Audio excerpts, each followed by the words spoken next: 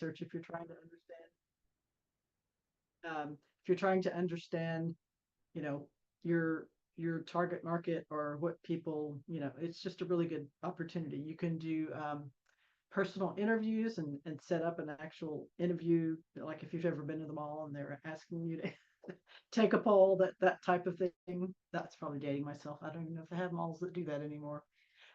You can develop a survey and also use some survey tools next that lets you ask questions about your customers or just maybe to survey an audience on Instagram or some social site where you can get input from not only just your clients but other people that may be interested in your business. You can do polls as well on Instagram or Facebook. And then observation is another great way of just if you're in a particular area, like if you're at a conference, if you want to just observe people, if depending on what you're offering, observation is just a really good way of understanding the way people think and what they're gravitated towards as far as products and services. And then you can do data or map analysis, and I will show you a tool at the very end that talks about doing a map analysis of a geographic area of your target market, and you can collect data from that. So that is basics of primary research. One main way to gather data is through surveys, and these are the three big survey tools. SurveyMonkey is a subscription-based tool, but it's pretty robust. It tells you right here up to 100 in the free version. I don't know if they have the free version anymore, but you have a limited amount if you get a trial version, but otherwise you can get unlimited responses. It gives you all types of survey design formats, and it will give you the data and help you analyze the data as well. Google Forms is also really good for creating just really basic surveys. If you have a Google account, which I do for a lot of things subscription-wise with my company, and then I have my own company's email. But having Google is very helpful, so you can access Google Forms for free and design surveys, and it gives you a pretty decent output for the data that you gather from those surveys. And then Typeform is another one. It has a better I think it has a better look and feel than maybe a Google form. It has a free version that's only gives you 10 responses. So if you need more than 10 respondents, you may want to buy the subscription version, but they're all really good survey tools if you're needing to ask your customers questions, if you want to just send out to a group of people maybe in your area that might be interested in your services but aren't direct customers, just to get insight on what are the types of things that you like, or it's really great for just learning what their experiences are and what their preferences are. So definitely recommend doing a survey or two. And then when you are doing a survey, you can keep it really simple with the smiley faces. Simple is better. The shorter, the better. But you have to understand what your purpose is before you do a survey. What are the objectives? What are you wanting to know? Are you wanting to understand more about customers' buying habits or the types of services they're interested in or the products they're interested in? So you need to definitely have a purpose. And you need to know who your target audience is. It could be your own customers. It could be potential customers. So you should about that when you're designing your survey. The types of questions matter. So like this little smiley chart is considered a multiple choice or a one choice option, as opposed to like a scale of 1 to 5 where people are picking a choice.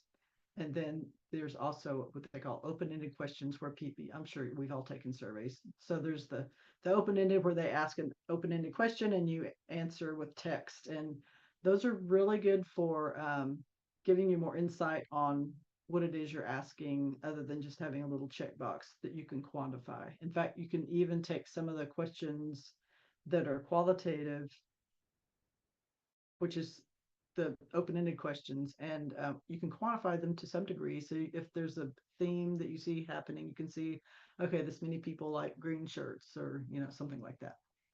And like I said, survey length is important. You don't want it to be too long. People take surveys. There is such a thing as called survey fatigue.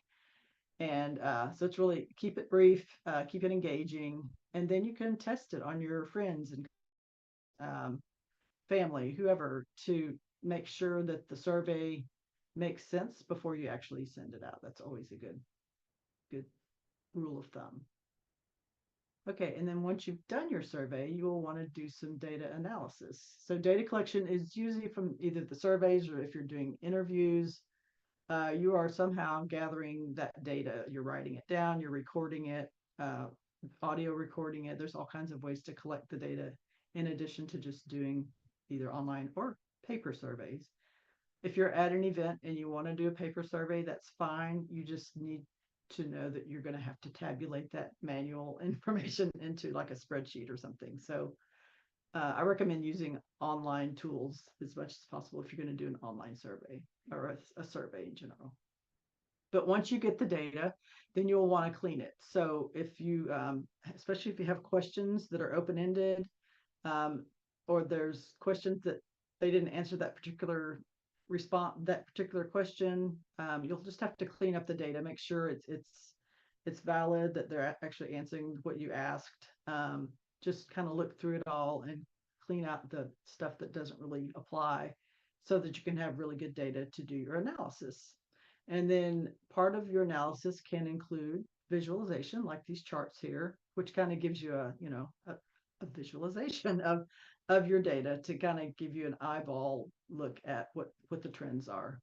And then from that, you can draw conclusions, interpret it, and gain insights. So then you'll know what to do next based on your purpose to begin with, of why you were doing a survey or gathering data.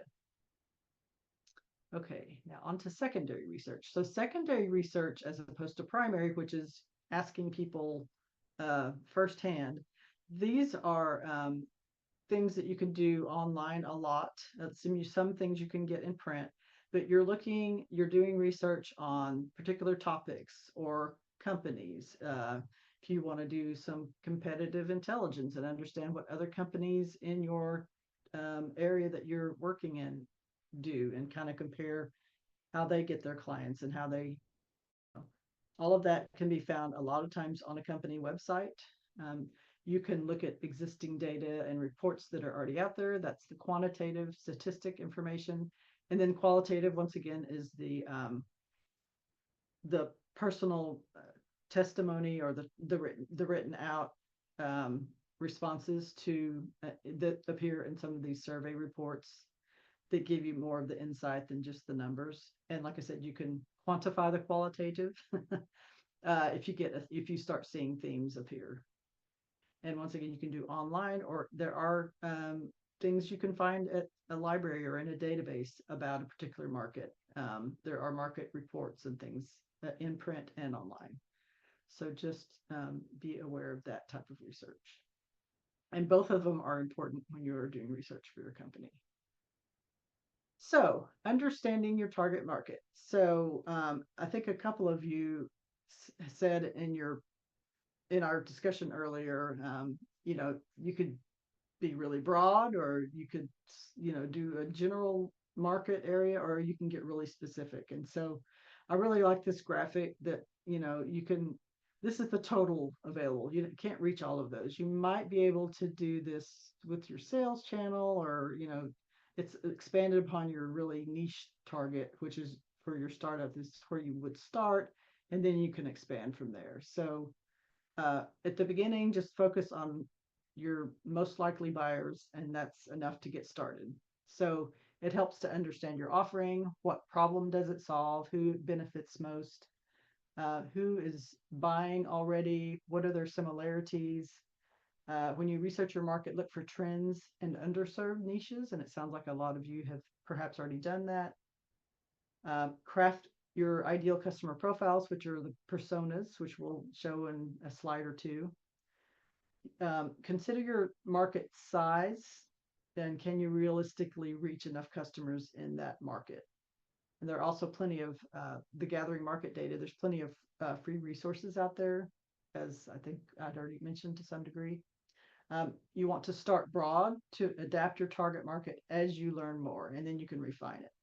So, uh, data and intuition, use both to identify your target market and see who responds best to your messaging and adapt accordingly when you're testing your market and your messaging. And you can always adapt as you go. I mean, I think we're always constantly reiterating and retesting how we reach our market because people change and markets change. And then get buy-in from any of your stakeholders in your company or anybody that's impacted by it, like your family members or whatever. Ensure everyone has a shared understanding of your target audience so that they can help you better pitch it and then build your business. Okay, competitors, personas, and SWOT. Oh my. So these are the different types of competitors. I don't think before I started my business, I even thought about that there were different types of competitors. So there's direct, so like Dr. Pepper or Coke versus Pepsi. So the similar service, same audience. Indirect competitors can be similar area, similar needs, but different products and services. I like the example of this grocery store meal prep may compete with a fast food restaurant, but they're not direct competitors, but they're still in that similar space. And then future competitors. They may not be a competitor at the moment, but maybe in the future, such as a tech company developing a product that may disrupt your industry. And there are market reports out there that can kind of predict how trends are going. And a lot of them are free and accessible, especially if you use your library. So you might want to consider looking at some of those to see what maybe future disruptors, as they call them, might be happening in your industry. And then any other examples you can think of. I'm sure you can come up with some. Okay, so personas. If you've never heard of a persona or built a persona, here, so the example is to come up with kind of a make-believe customer. And AI is really good for helping with this, or at least helping you get started, and then you can build from there. But you think of if they're ethnicity or multiple ethnicities. This just happened to have a white guy on here, but it could be whatever your target market is that you're interested in. If you have a particular demographic in mind, uh, he's an active father of two. He's looking for a vehicle, and he's considering these brands. And these are his product content needs. His background is he is this age with that many kids. He likes to play hockey. So these are all really helpful attributes um, that help you determine who your market is so you can better market to them. And by, not just targeting people who are looking for cars, but maybe target people who play hockey or who do drop-in hockey, things like that. And there are databases that will tell you almost very specific, maybe not all the hockey stuff, but maybe you can find hockey groups or something. But there are databases that I'll show you in a minute that will show you a lot of this demographic information that you can then pull the customer information, and then you'll have a list of customers that you can target, which is amazing. Um, so make them real, focus on quality, and DEI matters. And DEI is, surely everybody knows diversity, equity, inclusion. It includes all races, people with disabilities, all age groups, everything that makes up our wonderful world. You don't just want to necessarily focus on one specific demographic unless that really is what your business is targeting, and that's fine. But just consider all of that as you are doing your personas and trying to understand more about who your perfect customer is. Okay, and then you might want to consider doing a SWOT analysis and doing it periodically because it will change. So SWOT stands for strengths, weaknesses, opportunities, and threats. And here is a good link on how to perform a SWOT. But basically, an example would be a strength would be a strong brand reputation, experienced team, proprietary technology. So whatever your strengths are of your company, you would put in that box. And then weaknesses would be you don't have enough financial resources, maybe you have outdated technology, you have a weak distribution network, or you don't have enough clients, etc. Opportunities might include any emerging markets in your particular space, new technologies that are coming about, changing customer preferences, which happens frequently. So those are good opportunities to consider, and so you would put that here. And then your threats might be economic downturn, increased competition, or changing regulations. And on the last cohort that met earlier today, there was somebody that was really deep into dealing with regulations, and actually we should all be kind of aware of regulations that impact our particular market because they change a lot. So just those are things to consider. And once again, you can go here and figure out how to do a SWOT analysis. There might even be AI can help with that too initially. Okay, so now I'm going to get into online search techniques. We all go online. We're always online. There's a lot of really great ways to find information, but maybe not everybody knows how to do it precisely. So I'm going to show you a little more about that. So you want to research topics you know, topics you care about, and topics your audience cares about, and all three of those can be, and choose your topic here. So consider these things as you're doing your research. And search strategies is just like when you're doing survey development. What are you searching and why? Is it important to your business, or is it, I always, the next one I said need to know versus nice to know. What are you going to do with the information? So make sure that you have a goal in mind and that it's specific, so that you're not just like, oh, it might be nice to know about my business, but it's really something that's business forward. And then as you look at the information that you find, consider your confirmation bias. We all have it when we look at something and you're like, oh yeah, I really like that because that's what I'm all about. But then consider the source that you're reading, and if it's biased one way or the other, and just look at different resources in your search results just to make sure that they're valid and they're not too biased towards one thing or another, depending on what you're searching for. Also in Google and probably other search engines, as well, there's a time frame and a location filter. A lot of people aren't even aware of it, but like in Google, it's up at the top in the corner. You have to kind of do a little drop down box, but it lets you filter based on like the past 6 months or the past year, or if you want to go further back in time. Because right now, if you just do a search, it shows everything and it filters it may or may not be based on any kind of current time frame.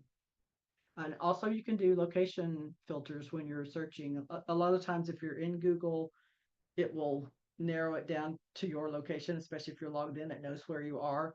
But I do research for a client in Washington State, so I'm always having to say, no, I don't want Texas, I want Washington. So you can give it a location. It searches there firsthand. And then don't, of course, just use one resource and one result. Look at multiple sources, compare them. That will better inform you when you're doing your research. And then here's a really good link on Google search mistakes, how to avoid. So as you're searching also, keywords are important. And unlike in AI where you are talking with a bot and like a human, and you're asking questions with full sentences, in Google and the Edge version, they call it Copilot. They renamed it, so I keep. But anyway, any of the search engines that you use, you want to make sure you're using keywords, short phrases, and separate searches. So don't do a compound sentence for your search query because it might not quite know what you're asking for, so you may not get the results you want. So you may want to start with a couple of short phrases and then do separate searches. So, okay, I know information about this, dogs that are brown, and then a separate search on, okay, specific breeds of dogs are brown. So you can just build upon your search. So just, that's something to keep in mind as you're doing your research. And then once you get your results after your search, you want to consider this. And this is what we teach students in academia. It's called the TRAP test. And it's really helpful for anybody that's doing any kind of research. make sure whatever that the search results you're getting are timely and relevant. And who is the author? What is their credibility? You can look up an author and understand who they are and what, they're, instead of just some Joe Blow talking about whatever topic, make sure they know they're authoritative and know what they're talking about. Is it accurate? Can it be verified by other sources? Where did it come from? Or is it some off the wall website that maybe on the fringe? There's ways you can tell a lot of times by the bias that's on a website. News sources, for the most part, are pretty relevant. There's a lot of good financial resources out there. There's some really good web content out there for the business world that you can research. So just make sure it's accurate and authoritative. And then if you come across an article or a website, why was whatever you're reading, why was it written? Was it for persuasion? Was it to sell something? Is it to inform? And I know a lot of websites are selling a product and they try to have informative pieces about whatever that product is, but just understand they're also there to be selling. So take that into consideration that they may not be completely neutral in the content that they provide on their website, even though they're trying to educate. And then is it fact, opinion, or propaganda? So I like to kind of focus on this because it is really important. I wish the world would know this and everybody would do this, and then we would have so much craziness online. Okay, so these are search engines. We already know we're going to talk about AI in a minute, but these are the main big search engines that we use. There are others out there, but Google, as we know, Yahoo, and I recommend when you do searches that you use all of these because you're going to get different results. Google will show you one thing, it'll have more ads. Yahoo might show you something, but it'll have pictures and take you to websites that are just a little different in the results that Google's going to give you. DuckDuckGo is a private search engine, so it doesn't track your history, and like Google, I don't even think it allows you to log in or have an account like Google does. So if you don't want it to keep tracking everything you type in a search engine, if you're just searching for something, this is a really good one to go to because it will just give you the answers, and similar to the search results that Google will give you. And then Microsoft has Copilot, which is also tied to AI, as is Google. And you'll see now, you're starting to see the AI results filtering to the top when you do a search online. So Microsoft will give you it's through the Edge browser, so it will give you a little bit different results than you might see on Google. So I recommend just using all of them to kind of see what different things that they are coming up with in their results. And there's more search engines listed here. Okay, so privacy. So as we know, if any of us have Google accounts, which a lot of us do, you type something in or you're even talking about it and suddenly it's showing up in your social media feeds and you're like, I was just thinking about it. I swear I didn't type it in. So those are the algorithms at work, and it helps to be private if you don't really want it to know you're searching for your business for this particular product or service that you're working on. It sometimes is important to have that privacy. So you can do incognito through Chrome, and there's a little dots over here on the edge of the Chrome browser, and you can say new incognito window. And it's supposed to be a private way of doing searching.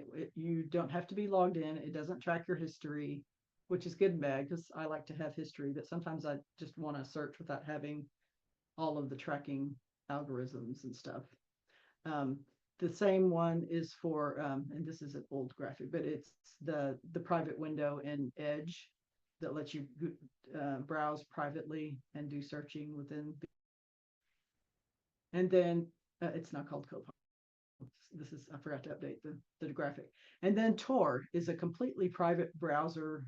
It also has a search engine, and it's just yet another option of being really private because our data is everywhere. So sometimes it helps just to be private searching without the computers knowing and tracking your every move.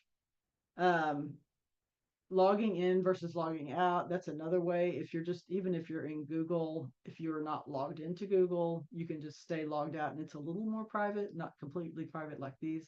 And then if you're using a library computer, unless you're logged into a browser or to like to Google, pretty much it's going to be anonymous and private because they don't have people logged in there. So those are things to consider for just private research.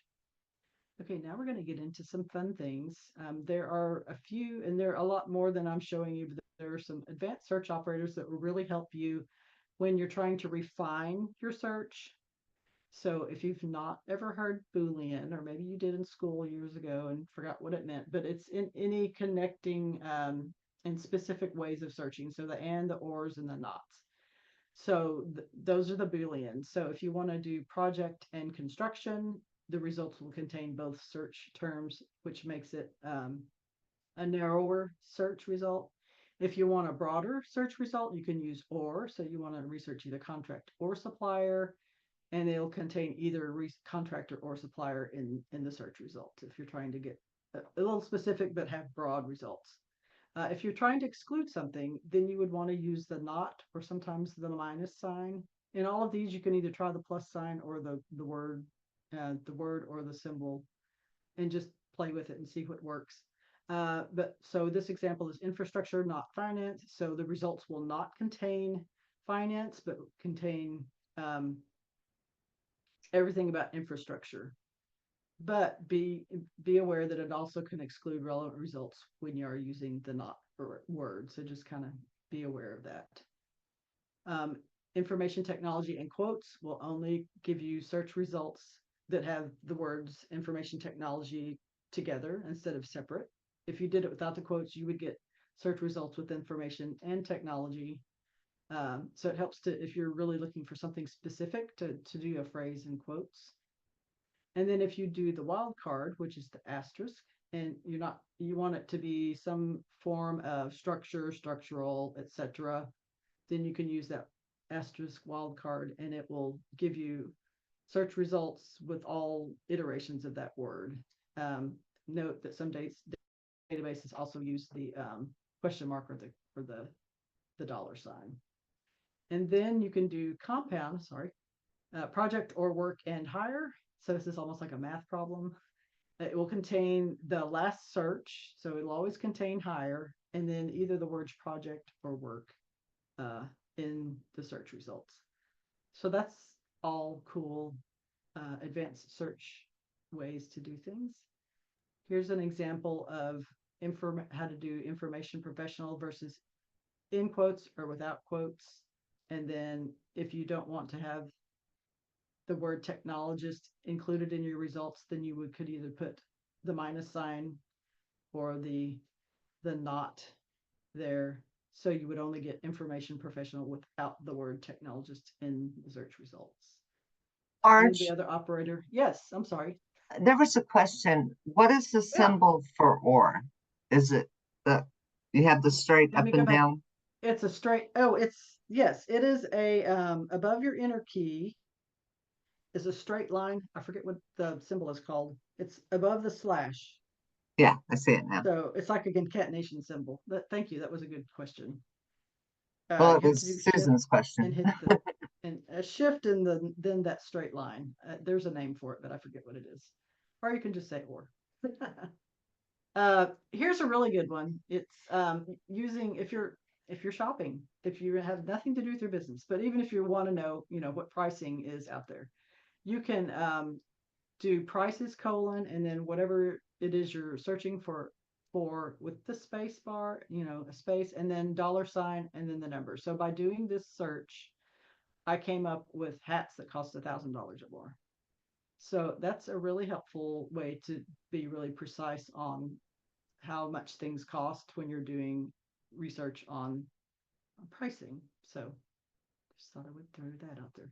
And then this one's really helpful. So you could do a search and it will give you all these results of all these different websites. But if you know of a specific company you're searching and you want to know if this company has, XYZ trinket or whatever on their website, you can go and search just that site without having to say, I want to search for a trinket at ABC company. You can just say site and then without the full URL, but just site colon and then the website.com and then spacebar and then help. So I'm searching for the word help on my website. So any term or number you can do, more than one word. You can put them in quotes. You can do any of those special operators. But this way, it shows you everything. It gives you results for everything in the search results from that website. And you can just click on, the result to see the page that has that word on it. So that is really helpful if you're looking for really precise information on a specific website. I find I use it all the time because I'm like, they don't have a decent search on their website. Or some websites don't have a little search on them at all. And so, yeah, it's really helpful. And here's more on advanced search operators. Okay, on to generative AI. We all know this. We've probably all worked in this. There are all of these probably have a subscription version and a free version. So it's very helpful. It'll help you with your personas. You can ask it to build a persona. It may help you with the SWOT analysis. It helps me. I use it for wordsmithing a lot because I think I'm a good writer, and then I run it through AI. I'm like, oh my gosh, it sounds so much better. I have used it to help me with pitches. I've used it to help me write grant proposals for my business, which there are those for for-profit businesses out there. But these are the main ones. And I'm going to go in now and show you what I did. And let's see if I can click over. There we go. So this is what I did research on. Well, I just was trying to get the browser up. Okay. So I asked this question in these three different, I didn't do yeah, I did chat GPT. I don't have Edge pulled up, so I'm not going to do their Copilot, but it's the similar concept. I just said, what is the best process for researching my academic success coach business? I want to know what's the best way to understand about it. And so these are the answers it gave, and a lot of the things we've talked about. But you will see, so develop a market strategy, stay up to date. So these are all really good suggestions. And then it has follow-up questions. So this is perplexity. I like it because it does give you sources. It does get Reddit is one of them, which is sometimes helpful if you want to know consumer opinions or whatever on a particular topic. But then there's university and .coms and things in the search results. I went into, and I like that it has like videos and images over here, and you can search videos. Then I went into Gemini, which is Google's version, and it asked the same question, gave me a completely different, or slightly different, or even somewhat completely different response. Oh wait, that was developing a SWOT analysis,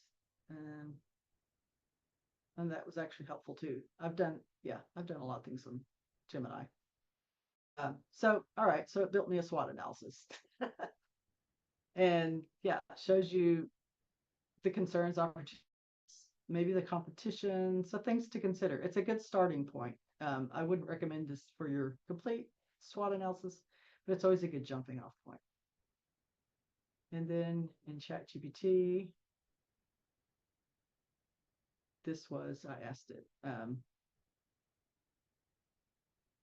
Yeah, the same question I asked in Perplexity. The best process for researching my academic success coach business. And this is even another different way of looking at define your objectives. Did mention market research, talked about psychographics, target audience, best practices, do a literature review, which sounds very academic, but that's basically what you're doing when you're doing an online search for websites. And if you go in to use a library database, it'll give you some articles, scholarly articles and things like that. Case studies, which I had actually not thought about doing a case study, but that's really a good idea. So you can study other businesses and kind of write up your own, analyze, what makes them successful, and then kind of use that to help your company. And then the data gathering we talked about, unique value proposition, which I think we all are still trying to figure out. And then at least you newer to business or still trying to figure out your UVP. So yeah, this is just a really another good kind of example of, and then it gives you draft examples of that. So anyway, it's just a good use of AI for that. You can have it analyze your data too. It's actually pretty decent at, if you put your data into chat, I would be careful with if there's any identifying information in there, take that out or make it anonymous or whatever, but you can actually paste all of your results from a survey in here and it will give you kind of really good analysis on that. Okay, so we'll go back here. So now we are going to show you some business resources that these are all free, open access, really great. And tell me if where I am on time. I've still got a few more minutes, right? U.S. Census Bureau is really good for understanding all about the census and how where populations are and where businesses are. Better Business Bureau is really good on business and the businesses that are members, but also just business in general, different types of businesses. U.S. Bureau of Labor Statistics talks about the labor market and the different NICS codes and SIC codes and all the codes that your business falls under that you can research under there and what the labor market, which helps inform kind of how that works and inform, helps with your business and how that fits in. This Commerce Research Library is really good. They have free and subscription databases, and you can all types of commerce and businesses are here. I put eScholarship on here because there are scholarly articles that are free that through the University of California that you might find information about your particular your market. USA.gov is all about a lot of they have grant information, but just business information in general.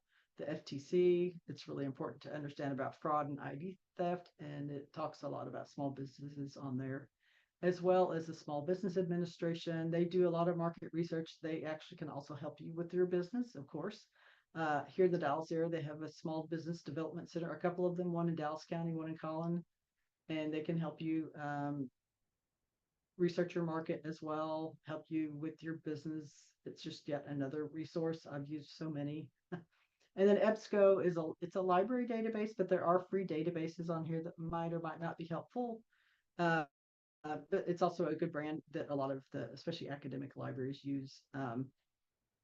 They cover a variety of topics in academia, including business. So those are just some free ones that you can access. And then to the library, because I'm a librarian, librarians love to help businesses. I think Donna Lisa, you mentioned, and that's a good point. They have an actual business center at the Plano Public Library. I know TWU has a business librarian, which just serves the business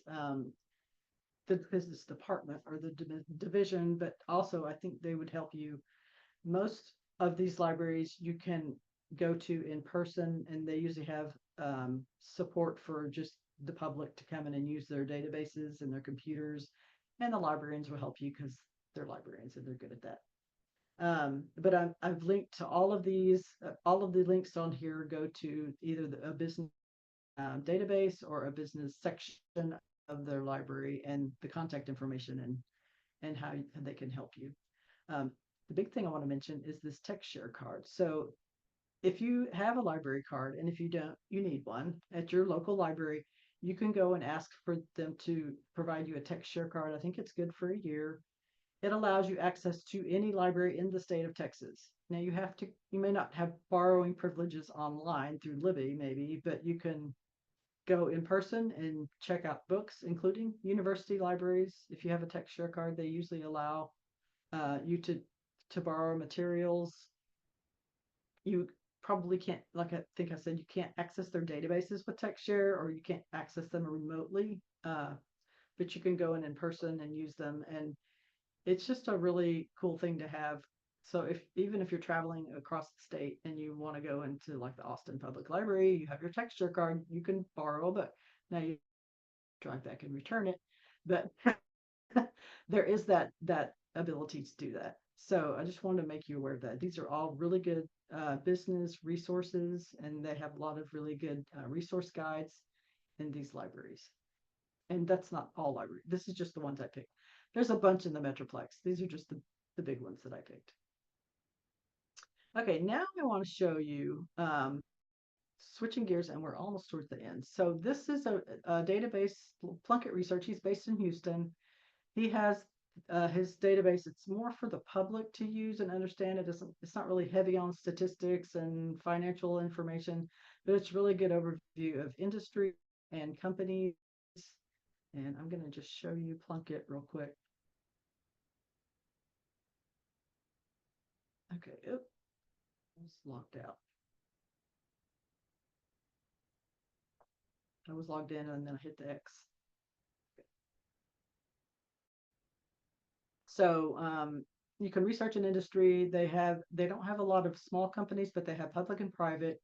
It's international. They have like 30,000 companies worldwide on all of these different major industry groups that you can research.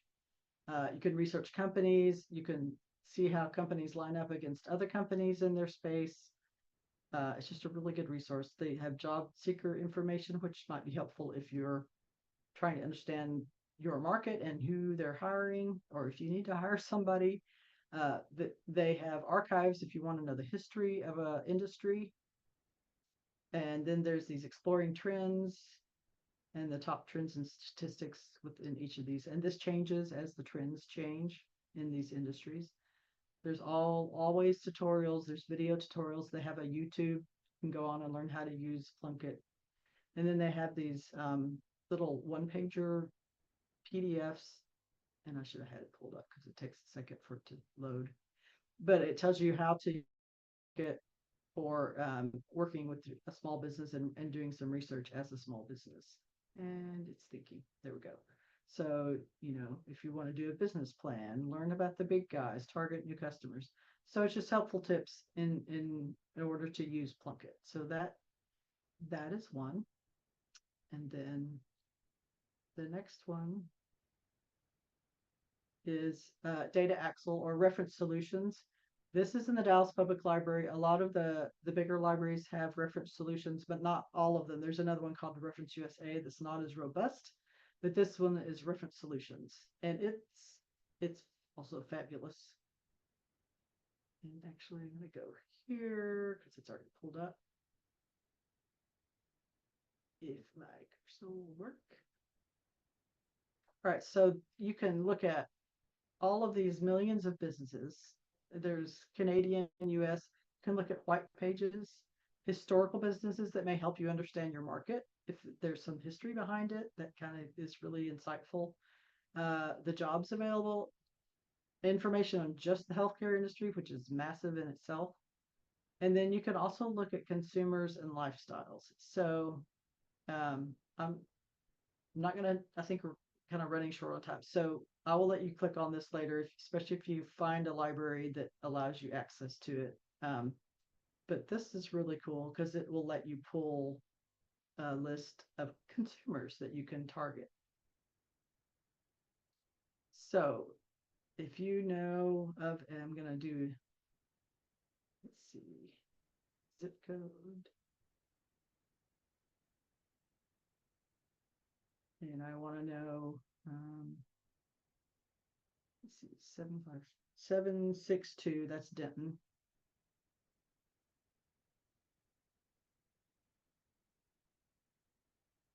And then, oh, that was lifestyle. So you can check the different lifestyles that you're wanting to research. Why isn't it showing it? There, it's thinking. So I want to look at people that are interested in photography and hobbies, for example. View results. I mean, there's so many filters here you can play with.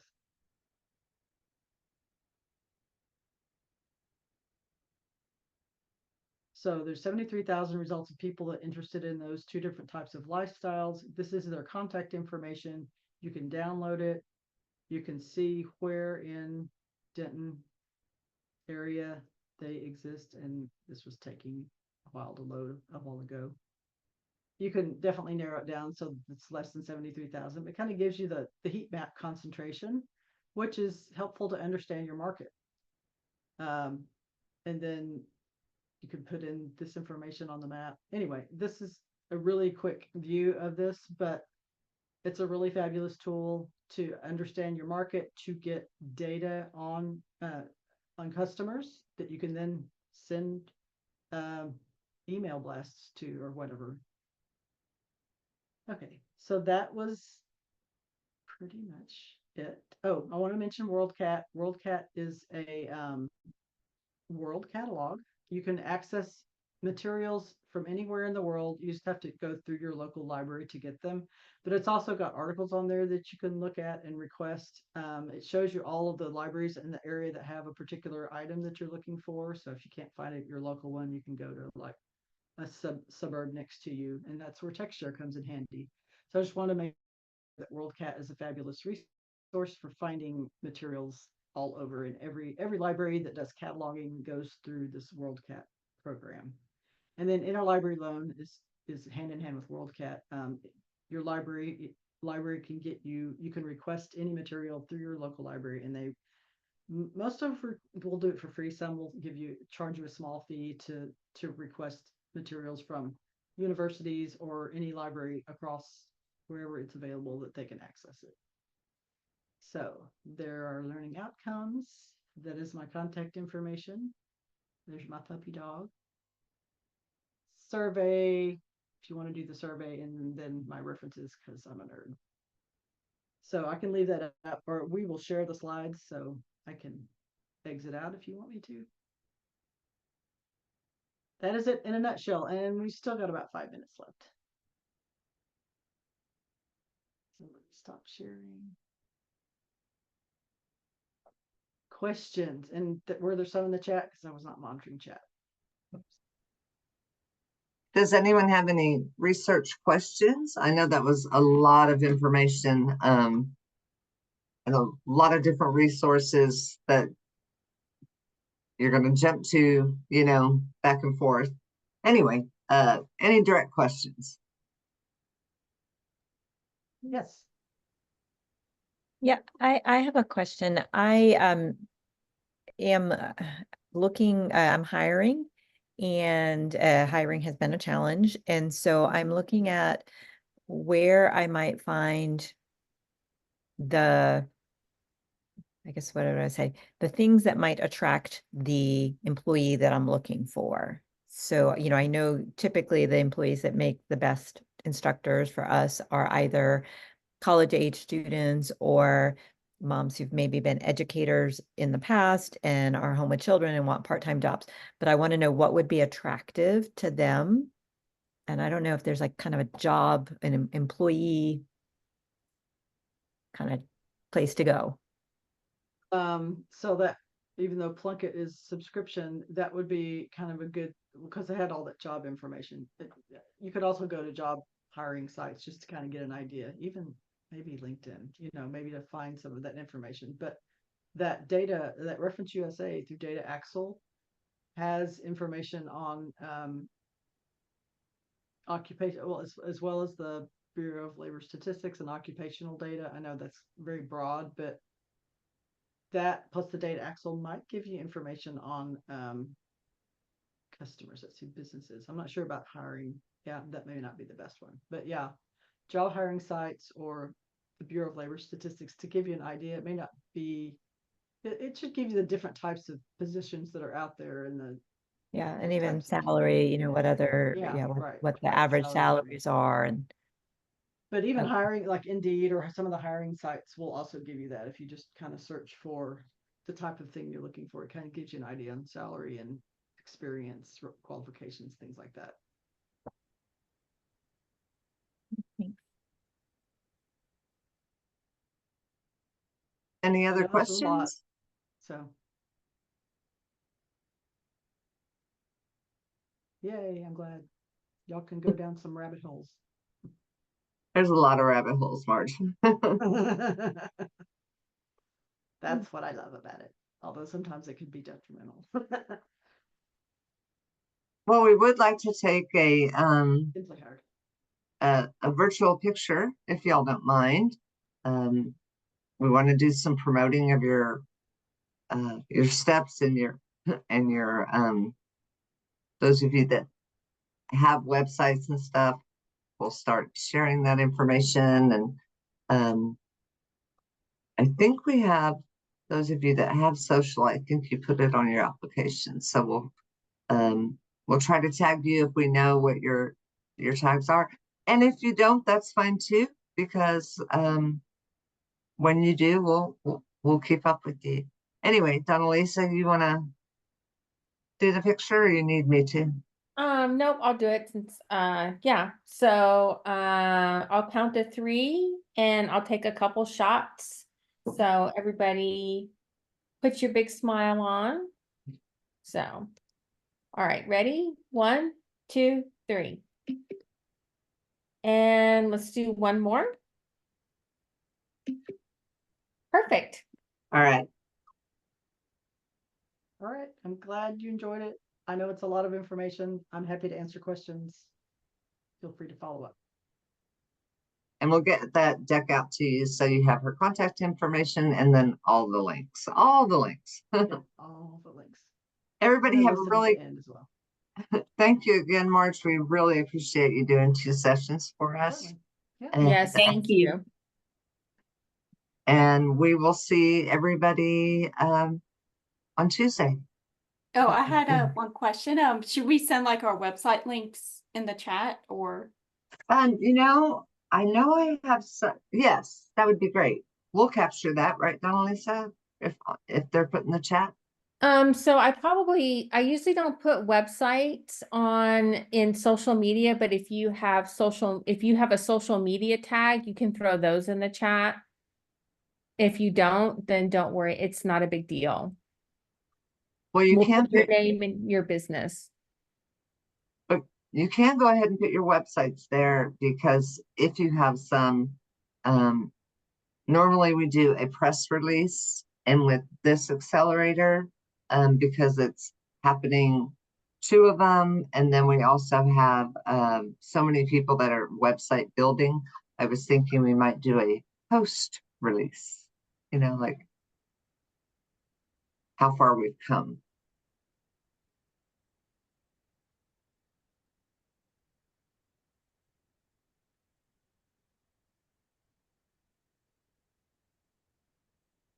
Did you want to stop recording, Kimberly? What would I do without you? Yes.